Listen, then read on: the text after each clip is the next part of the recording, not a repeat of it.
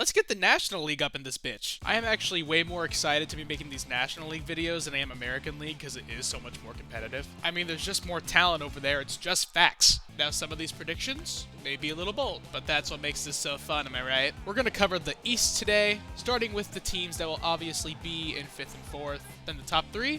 Took me a little bit, but some of you are definitely going to hate me after this. Now, let's see what team's going to be in 5th place. It's the Marlins. You know it's the Marlins.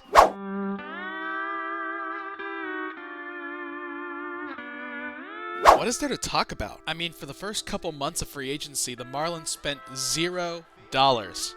Zero. So tell me if you were in this scenario. You wake up in the morning, you're making coffee, you look in the fridge. Oh shit, I'm out of creamer. So you go to the store real quick, you buy that creamer, you go to check out, you get your receipt, and then boom, you just spent more money than the Marlins did in the first few months. Now, the biggest thing that the Marlins did is that they got rid of their notable players. We're talking Jesus Luzardo, we're talking Jake Burger. You get Matt Mervis from the Cubs, sign Cal Quantrill to a 1-year deal even though you're trading him in July, and I don't even know who the fuck Eric Wagaman is, I'm skipping him. And there you go, that's your 2025 Marlins. This team made the playoffs 2 years ago. What's their plan? What's their purpose? Why do the Marlins exist? I don't know, man. This team is going to be so bad. Literally, I think they're going to be worse than the White Sox. I mean, I don't even want to showcase anything. There's nothing to be excited about. I got them with the worst record in the league. 55-107. Make it happen. Because it is going to happen. I cannot explain how much I want to talk about something else. Please, let's move on.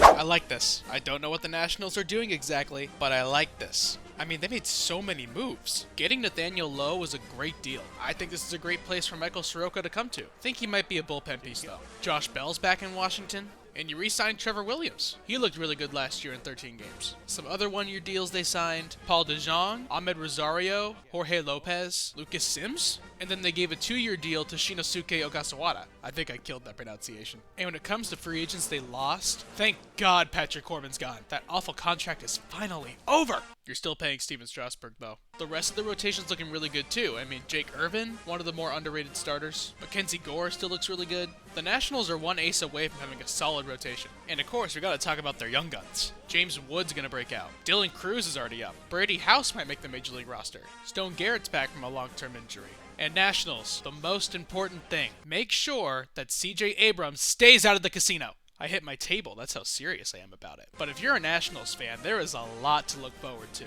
With that being said, still some work to do. I could see them making the playoffs as early as 2026, but this year is not the year to do that. Keep producing your young talent, and stick to the process. I got the Nationals in 4th, 74, and 88.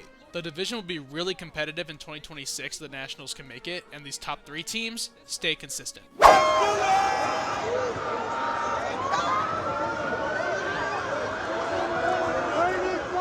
Imagine if the Phillies won the World Series. I mean, a Super Bowl and a World Series title in the same year. Philadelphia would literally burn to the ground. It would be gone. It would be done. And Philadelphia disappearing from the face of the earth is definitely possible with this roster. Now, the Phillies didn't actually do that much this offseason, but, I mean, a lot of the spots are filled and they already had a really good team before. But some of the deals that they did make, they got Max Kepler, gonna be a starting outfielder. Jordan Romano. He was let go by the Blue Jays, and I don't know if he's gonna be their closer, but he's gonna contribute in some way. And then I loved that they traded for Jesus Luzardo.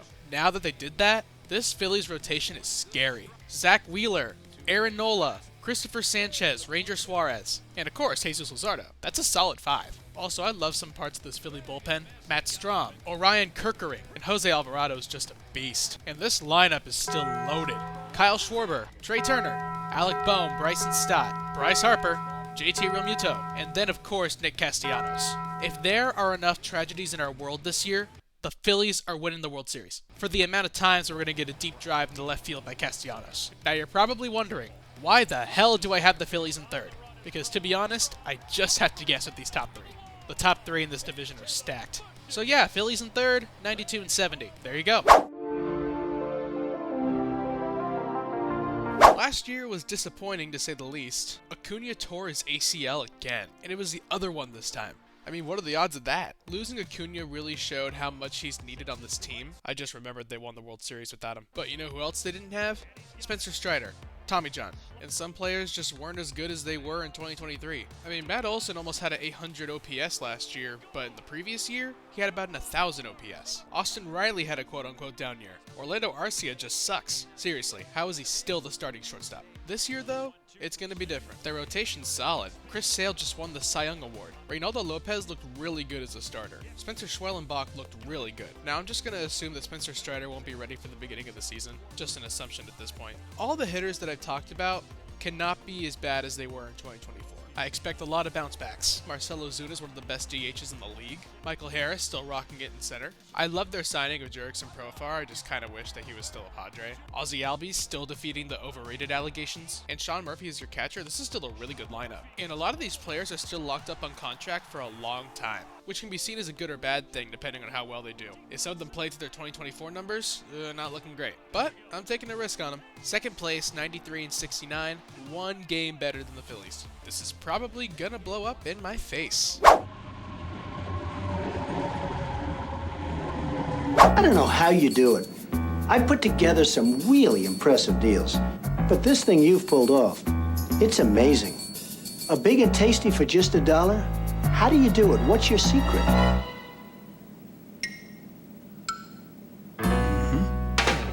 Shohei Ohtani agreed to that 10-year, $700 million deal with the Dodgers. I think we all knew that Juan Soto's market was going to be expensive. I mean, we were just thinking a couple years ago he was going to be like a $500 million man. Well, that number slowly turned into $600 million, and then it went into the $700 millions and beyond that. I mean, I could not believe what I was reading. In the predictions that I made this offseason, I had Juan Soto going to the Mets, but I felt like that I know deep down he was going to go back to the Yankees. But that was until Daddy Steve gave him a contract he couldn't refuse. Holy fucking shit. 15 years, $765 million, the largest deal in sports history. Just that signing alone makes the Mets an automatic World Series contender. And then once they got Soto, they weren't done. Nowhere close. I mean, they made so many acquisitions. I mean, they made 13 acquisitions, including Soto. I'm not going to do all of those. Let's go through the relevant ones. This deal took a lot longer than I thought it was going to. I mean, a few weeks ago, I thought he wasn't going to be returning. Of course, I'm talking about Pete Alonso. I mean, it really sounded like he was going to be a Blue Jay or Mariner. But nope, we got the Scott Boras special, 2 or 3 year deal with opt-outs. Expect him to be a free agent next year too. Alright, Clay Holmes liked the signing. They're trying to make him a starter. Okay. Sean Manaea re-signed. This needed to happen. He was perfect there. So good. AJ Minter on the 2-year deal. Jesse Winker re-signed. Jose Siri for his platinum glove defense. Ryan Stanek re-signed. And then they solidify that starting pitching even more by signing Frankie Montas. And he's already out long term. Well, now the starting pitching might be a problem, because you lost Severino to the A's, just your daily reminder that the A's spent money. Jose Quintana's still a free agent, and honestly at this point you should think about getting him, because when it comes to the starting pitching, you got Manaea, you got Senga coming back. Will Clay Holmes fit as a starter? Because after that, you can't be rocking with David Peterson and Paul Blackburn. Even if they don't get that starting pitching, this lineup is insane. Francisco Alvarez, the Polar Bear, Jeff McNeil, Mark Vientos look great. MVP runner-up Francisco Lindor, Brandon Nimmo, Juan Soto, Jesse Winker, and a player that you should look out for, Luis Angel Acuna. He only had 39 at-bats last year, but he looked very good in those 39. And after that lineup scores runs, get ready for Edwin Diaz to go in there and close games. You know what's even more fun? Getting Edluz Diaz. The Mets had a fantastic offseason. Their first place in my book, 95-67. But once again, that's only 2 games above the Braves. So anyone in that top 3 can win this division. This is going to be a very fun division to watch. Look out for it. All praise Daddy Steve. All praise Grimace. And it's all about the Mets, baby. Let's go Mets! Here are my predictions for the NL East once again. NL Central is tomorrow. Peace out.